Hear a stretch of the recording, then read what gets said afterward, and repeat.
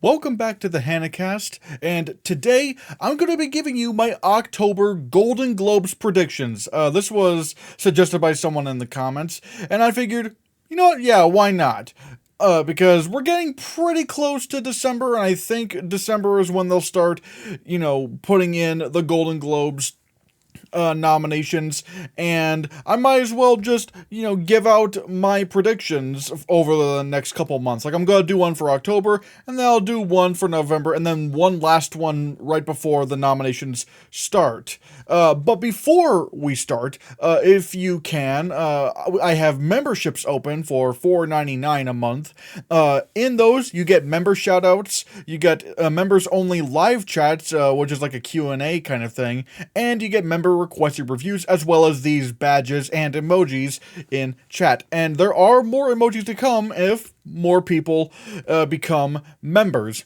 Now, with that said, let's talk about Best Picture Drama at the Golden Globes. I'm not going to be talking about the TV categories, I'm just going to be talking about the movie categories, and there's a few different things this year, mainly of which there are 6 nominees in each category, which I'm not really a big fan of, to be honest. I feel like this just, what's the word I'm looking for? Just allows them to avoid any controversy by not nominating someone. And I don't know. I feel like it's kind of cheating. It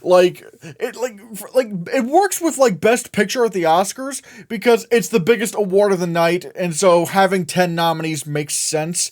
But every other category, just keep it to 5. Why do we gotta do 6? Like, you're just putting in people that you knew you weren't gonna nominate, or movies for that matter, or whatever.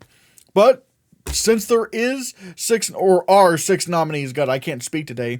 I think it's very clear Oppenheimer is winning drama. Like, Poor Things is not competing in this category. At least I would very much assume that it's not. But even then, I don't know. Either way, Oppenheimer would still win. But since Oppenheimer is in drama, it's clearly winning. Like, it's absolutely gonna win this. If there were a number 2, I'd probably say it would be Killers of the Flower Moon. Again, it's pretty obvious. Number 3, Maestro. Especially, like, one thing you gotta know about the Golden Globes, and you're probably concerned over number 7, but trust me, we'll get to that when we get to that, because the Golden Globes don't always make sense. They'll usually do things for like that are just like, why would you do this? Like, but that's not really the case with Maestro. Maestro is a very well-received movie, and I think at this point, it's looking likely to get a Best Picture nomination. Number 4, Past Lives. Unless this somehow goes into foreign language film, like The Farewell or Minari, then it's gonna be in drama. Now, granted, nowadays there is, like, a rule where it says, foreign language films can be submitted and compete in the drama and comedy musical categories and stuff, as well as animated films can do that as well. But just because they can do that now doesn't mean they will. They didn't nominate Guillermo del Toro's Pinocchio or RRR for Best Picture Musical or Comedy, or All Quiet on the Western Front, or I guess their, winner, Argentina 1985, for foreign language film. That didn't compete in the drama categories. So just because the Golden Globes can, doesn't mean they will. It doesn't mean they will do that. So as of right now, unless Past Lives, tries to compete in foreign language film, I am predicting it to get nominated for Best Picture Drama at the Golden Globes at number 4. Number 5, maybe Rustin. Like, I mean, again, because before I found out that this was going to be like 6 nominees, I kind of had a feeling that comedy musical at the Golden Globes would actually be more competitive than the drama category. Because if I'm looking at the Oscars, I'm thinking The Zone of Interest gets nominated, but I'm not, but since it's foreign language, I'm not predicting it for Best Picture here. And the same thing goes for Anatomy of a Fall.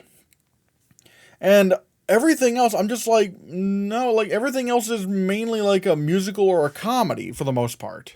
Yeah, I'm looking at my Oscar predictions, and they're like the movies that would compete at the Golden Globes for comedy musical. There's way more of those than the ones in drama. So yeah, I don't think Rustin gets nominated for Best Picture at the Oscars, but it very well could get nominated at the Golden Globes, as well as May December.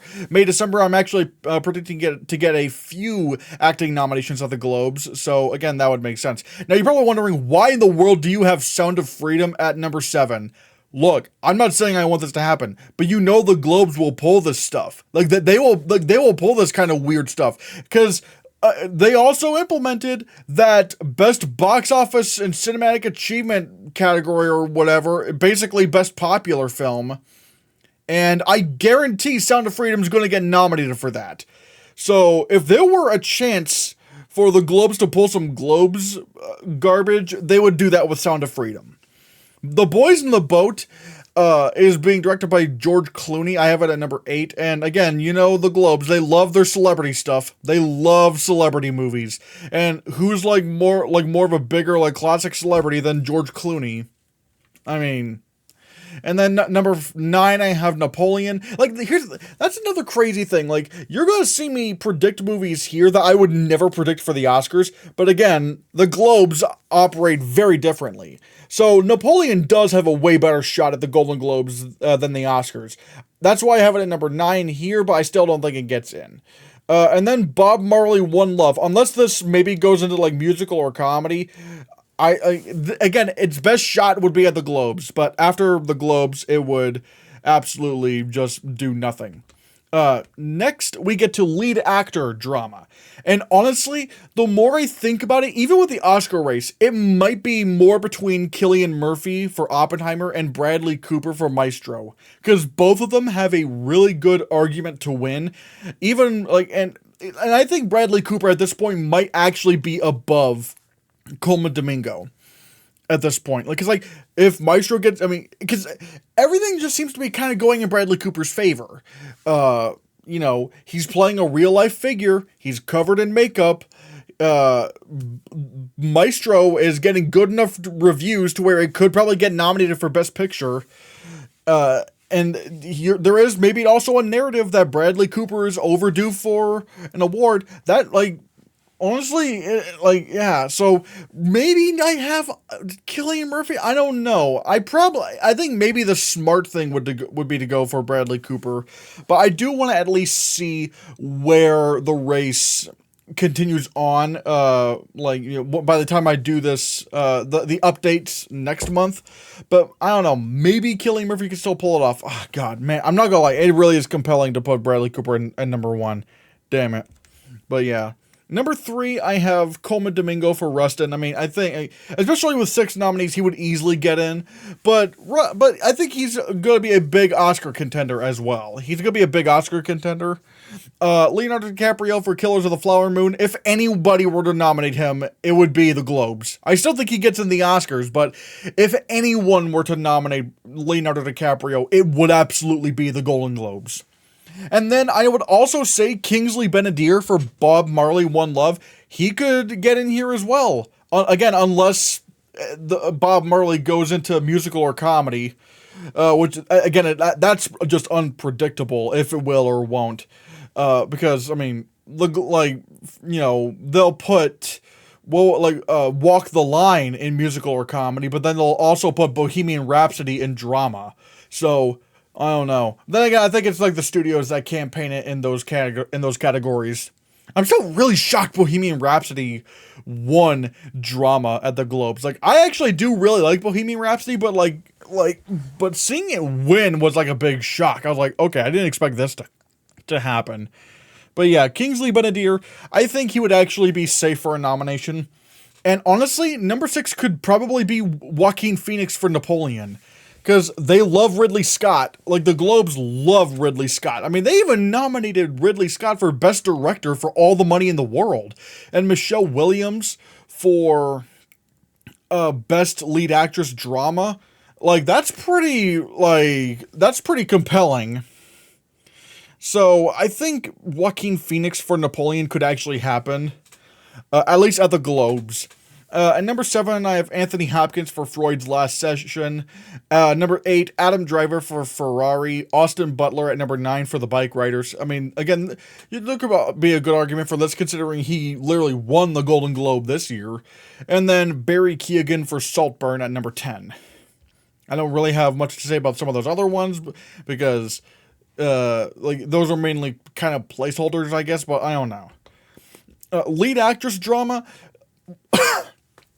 Man, it would be kind of insane if, Maestro kind of overperformed here and Carey Mulligan actually won lead actress drama, as well as Bradley Cooper winning lead actor drama.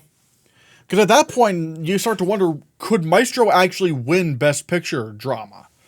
That would be kind of nuts. I don't expect that to happen. Because, I don't know, Lily Gladstone could still probably take this. Because, she doesn't need...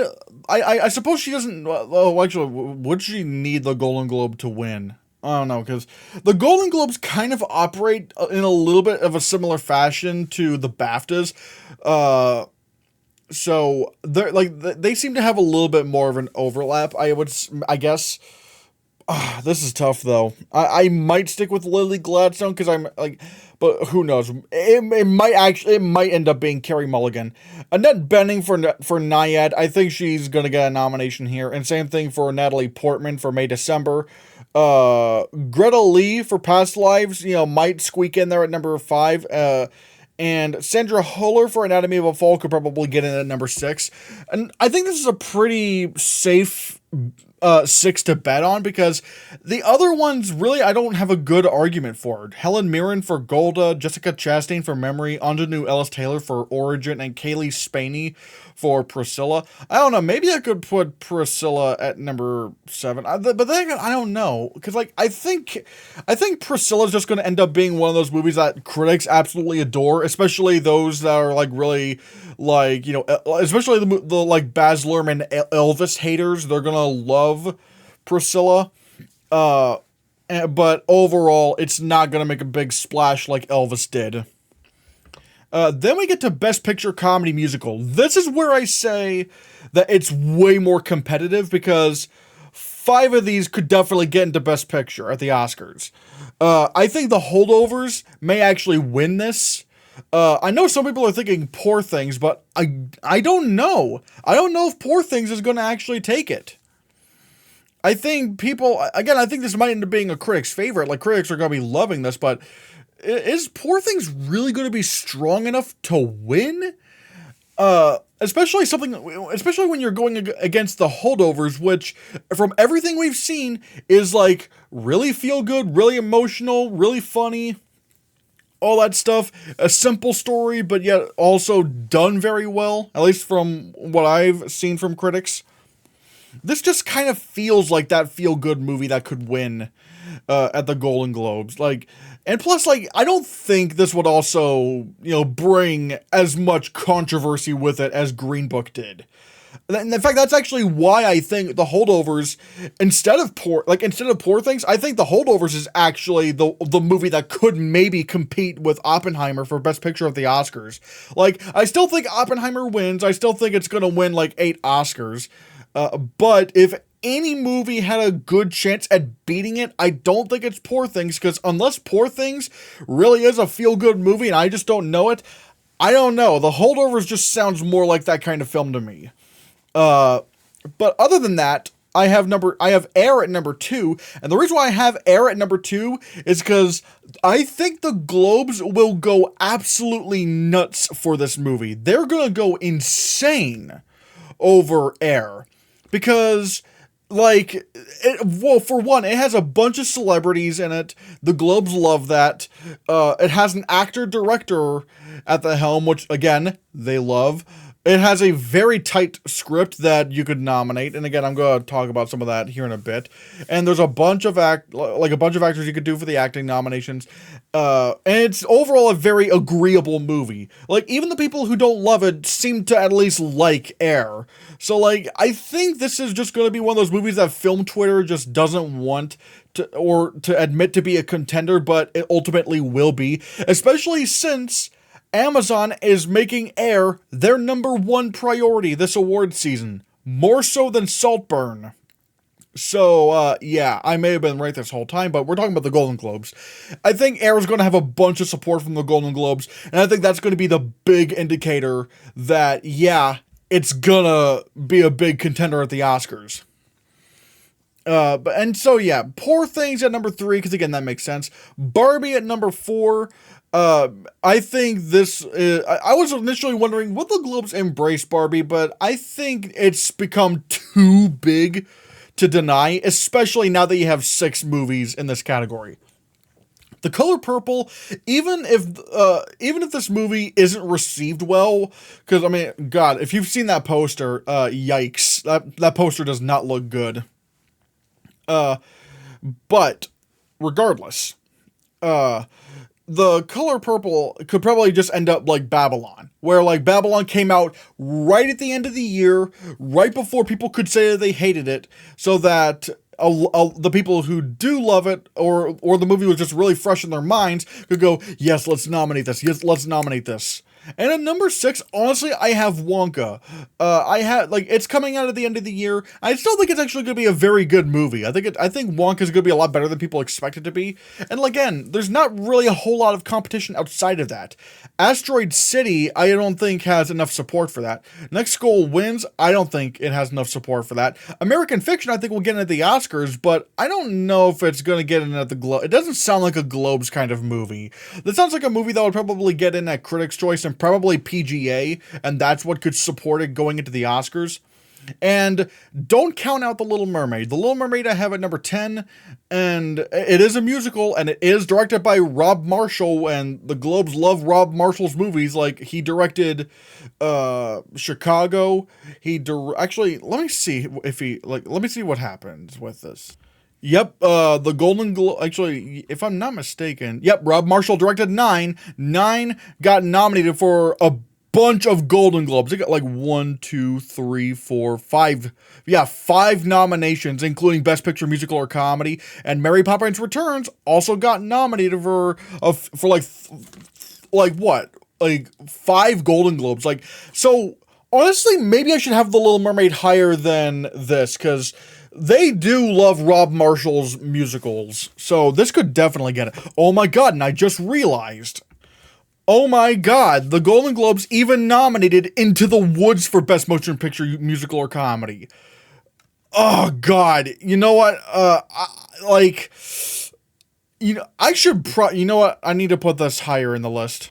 Yeah, I don't know if I can squeeze The Little Mermaid into the top 6, but I think I have to put it in the top, like, at #7, because the Golden Globes freaking love Rob Marshall. They love his movies.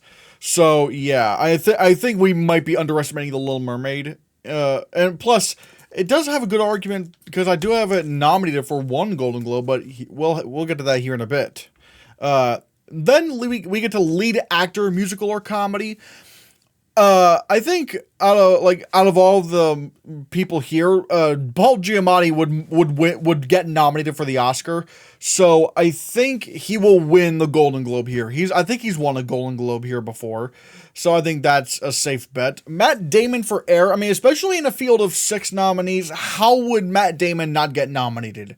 Timothée Chalamet for Wonka. If you're going to nominate Wonka for Best Picture, Musical, or Comedy, you might as well nominate him for Best Picture, for Lead Actor, Musical, or Comedy. Jeffrey Wright, I think, has a better chance at the Oscars than Matt Damon and Timothée Chalamet, obviously. But at the Globes, competing in this category, I think he'll get it at #4, but he's not going to be as strong as Damon or Chalamet. Michael Fassbender might actually get nominated for Next Goal Wins. And the #6 is kind of tough, and I've kind of just defaulted to Joaquin Phoenix for Beau is Afraid. Because it just sound like, I don't know. I could maybe see Joaquin Phoenix, like this movie, Beau is Afraid, being the film's like only consolation prize. Jason Schwartzman for Asteroid City, that's a legitimate possibility. Gael Garcia Bernal for Cassandro. I don't know if that movie's even made as much of a splash that would get noticed by the Golden Globes. Paul Dano for Dumb Money at number 9, and Ben Platt for Theater Camp, perhaps, but honestly, it probably is between the top 7 that I have here. And then we get to lead actress, musical or comedy, and I think Emma Stone for Poor Things wins this. I think this is a very safe bet to make. I mean, she's in contention to win the Oscar. I still think the winner ends up being Lily Gladstone, but I mean, Emma Stone is going to win the Golden Globe for musical or comedy here. And other than her, Margot Robbie for Barbie is also a very safe bet for a nomination. I don't think she gets nominated at the Oscars, but I mean, the Globes would absolutely nominate her for Barbie, especially in the field of 6. Again, there's not a ton of competition here. Fantasia Barrino for The Color Purple I have at number 3 because, you know, the movie's going to be fresh in people's minds and stuff. Halle Bailey for The Little Mermaid I think is at number 4. Again, like, there's not a whole lot of competition, but even then, a lot of people do say that she's really, really good in the movie. Even those who don't like, you know, the movie, that they will say that she was, like, the best part of it. And, I mean, I've heard some of the songs in the movie. She can sing, oh my god. So I could see them going with Halle Bailey. Julia Louis-Dreyfus for You Hurt My Feelings. I mean, now we're getting into like the slim pickings territory because, I mean, there's not really a whole lot to go off of. Julia Louis-Dreyfus might get it. I mean, the movie seems to have some pretty good reviews, or like really good reviews, and Julia Louis-Dreyfus is like, you know, a big, you know, TV awards contender, so she could probably slip her way into here. And while I do not, you're probably wondering why I did not have Bottoms in the top 10 here. There's a thing you have to realize: they rarely go for like pure comedies. It has to be like they usually go for musicals or some sort of like dramedy or something in these categories. So I don't think Bottoms gets nominated for Best Picture, Musical or Comedy, but I do think Ayo Edebiri, I hope I pronounced that correctly, I do think she gets in because, I mean, sort of like how Caitlin Dever got nominated for Booksmart, was it Caitlin Dever or was it Beanie Feldstein? I'm not sure. But, you know, one of them got nominated for Booksmart, despite Booksmart not getting nominated in musical or comedy at the Globes. And plus, Ayo Edebiri is having a big year right now with Bottoms, with The Bear, with Ninja Turtles. So I think they will ride off of that kind of momentum that she's having right now. Eve Hewson for Flora and Son, maybe. Jennifer Lawrence for No Hard Feelings. You're probably shocked that I don't have her in this list, but again, I don't know. The movie just doesn't seem to have made a big splash, really. And while Jennifer Lawrence is a big celebrity, I don't know. They might be turned off by the Globes might be turned off by No Hard Feelings.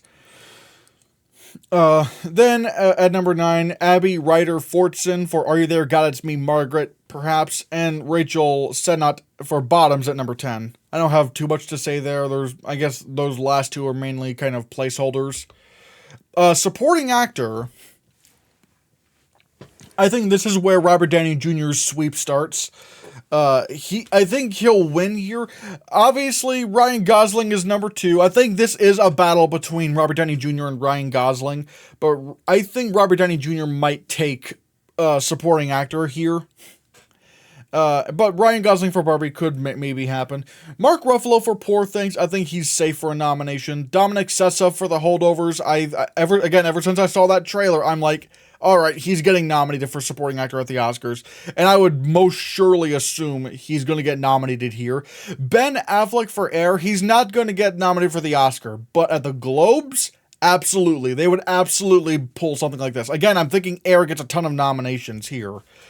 And then Charles Melton for May December, I have at number 6. I think, I think this is maybe where we start to see Robert De Niro slip, because he did slip for The Irishman, despite the fact that they had 2 drama acting categories, and he still missed. So there is that. John Majaro for Past Lives, I think it's becoming more and more apparent that he's not going to get nominated here. Or not get nominated at the Oscars, I should say. Matt Damon for Oppenheimer could very well happen. I mean, if Matt Damon got nominated for here at the Golden Globes for Oppenheimer, I might have to start taking him potentially seriously for the Oscar nomination, because obviously, like, someone like Ben Affleck for Air, okay, like, that's never gonna repeat. But Matt Damon, if the Oscars really love Oppenheimer, again, I'm expecting it to win 8 Oscars. They could definitely double nominate for supporting actor. So, and then Willem Dafoe for Poor Things. I just don't see him getting nominated for the Oscar. I don't know. I don't. And I don't expect him to get nominated for the Golden Globes either. But again, he's at number 10. So, Then, supporting actress, we might see Davine Joy Randolph win here. I think this could also be a chance for Davine Joy Randolph to make a potential sweep for supporting actress. Again, if I'm predicting The Holdovers to be number 2 at the Oscars, then Davine Joy Randolph, I would say, would probably, maybe not need, but it would be very helpful for The Holdovers to win Best Picture if the movie also wins Supporting Actress and Original Screenplay. That's a good combo to have for Best Picture. So I'm expecting Davine Joy Randolph to win here for Holdovers. Maybe Danielle Brooks for The Color Purple is at number 2. I think there is a new trailer for The Color Purple coming next week, so we'll see how the movie's chances are. Emily Blunt for Oppenheimer. A lot of people are still predicting her to win the Oscar, which again would be very strange. I mean, God, that would literally put the movie at 9 wins. Like, that would, like, making it one of the biggest, like, Best Picture juggernauts in history. That would actually be nuts. But we'll have to see. Jodie Foster for Nyad at number 4. Viola Davis for Air at number 5. I'm actually kind of expecting Viola Davis to maybe get nominated everywhere except the Oscars. Like, I think she gets nominated at the Globes, Critics' Choice, SAG. I think BAFTA, the BAFTA jury might save her, and then she just misses because Air doesn't really have any strong acting potential. Taraji P. Henson for The Color Purple. Again, the movie's going to be pretty strong at the Globes, I assume. So this could happen. Although Julianne Moore for May December could very well happen here. Like, she could very well happen here. Penelope Cruz for Ferrari, perhaps. Florence Pugh for Oppenheimer, maybe. Rosamund Pike for Saltburn. Honestly, the top 9, any one of these 9 could happen. Now granted, I do think the top 3 are for sure getting nominated. And maybe even 4, but mainly the top 3, I'm just like, that's solidly in. We'll have to see how the rest of the nominations go.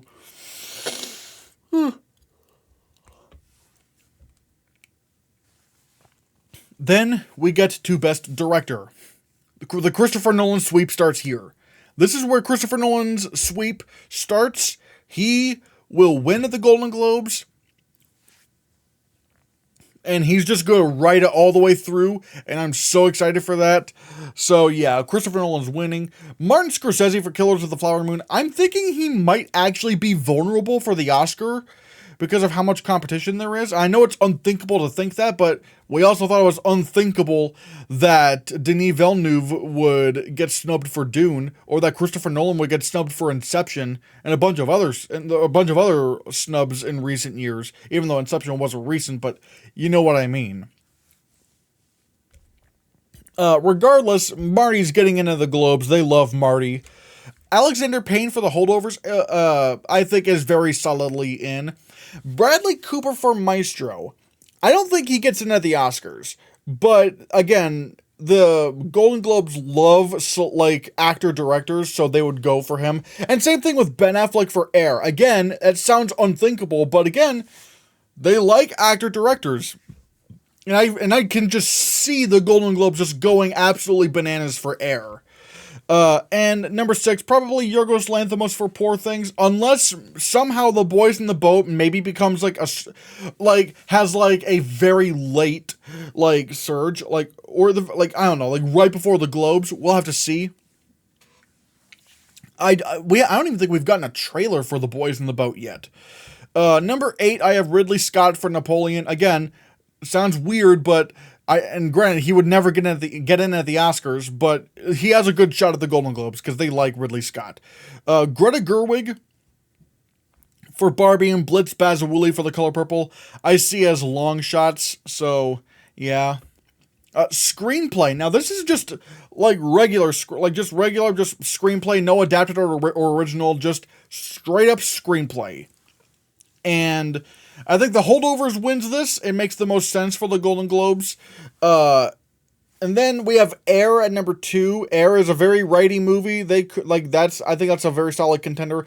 Oppenheimer at number 3. Poor Things at number 4. Number 5, I have Killers of the Flower Moon. And number 6, probably Past Lives. I think Past Lives might actually get into screenplay here, which would bode very well for it at the Oscars. And number 7, I have Maestro. Number 8, May December. Number 9, Barbie. And number 10, American Fiction. But again, I have to kind of think the Golden Globes will don't always, go with what we think is going to be in at the Oscars. Which, granted, I think all of these do get nominated at the Oscars, but you know what I mean. I don't know how. I think I'm just explaining this badly. But Past Lives, I think, will actually be I think it actually will make it to the top 6 for screenplay. Although if this were, again, it's at number 6, so if this were a field of 5, it would not get in. Animated feature, even though I did say, and I still say, that at the Oscars, they will not nominate Elemental, and they will not nominate Wish. Because Elemental is just not that good. It's not that great. And Wish just does not look all that good. But the Golden Globes would. The Golden Globes would absolutely nominate them. So that's why I have Elemental at number 3, and number 4 I have Wish. But obviously I think Spider-Verse is winning, followed by The Boy and the Heron. But I don't know. Maybe Elemental might be more mainstream for the Golden Globes. But right now, I think Spider-Verse wins this. Or I should say Elemental is more mainstream compared to The Boy and the Heron. But we'll have to see. Number 5, Chicken Run, Dawn of the Nugget. Again, late. It's coming out in December, so it might be fresh in their minds. And number 6 is kind of tough.